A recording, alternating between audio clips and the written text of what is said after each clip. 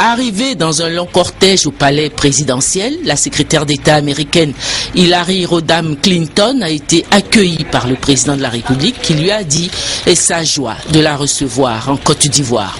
Cette nouvelle visite d'un secrétaire d'État américain en Côte d'Ivoire intervient, ainsi que le président de la République l'a mentionné, 20 ans après celle effectuée en janvier 1987 par le secrétaire d'État George Shultz. Elle a été conduite dans le grand salon du Petit Palais pour des échanges. L'entretien entre le président de la République et son hôte a duré près de 2 heures d'horloge. Il s'est déroulé en présence de leurs collaborateurs respectifs.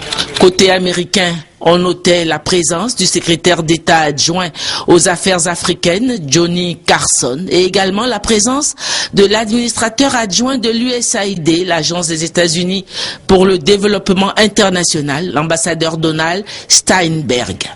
Le président de la République qui a encore une nouvelle fois réitéré le soutien des États-Unis à son pays au plan financier et au plan militaire dans la lutte contre l'insécurité transfrontalière, a rassuré la secrétaire d'État américaine sur sa volonté de créer un État de droit dans lequel les mécanismes de la justice pourront s'exercer librement, et aussi sur sa volonté d'assainir l'économie en mettant en place les mécanismes de la bonne gouvernance, notamment dans la gestion de la filière café-cacao, trop souvent gérée comme une caisse noire. Le président de la République a annoncé à la secrétaire d'État américaine l'achèvement de la réforme qu'il a entrepris et dans la filière avec la création d'une nouvelle structure chargée de sa gestion.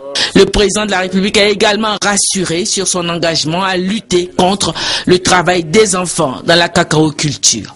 Nous sollicitons le soutien des États-Unis concernant notre demande auprès du Fonds monétaire international et de la Banque mondiale en vue d'atteindre le point d'achèvement de l'initiative Pays pauvres très endettés, PPTE. Ceci permettra à la Côte d'Ivoire de renouer durablement avec la croissance et surtout de réduire la pauvreté. Nous avons parlé également du secteur du cacao, de la cacaoculture. La réforme de la filière est quasiment terminée.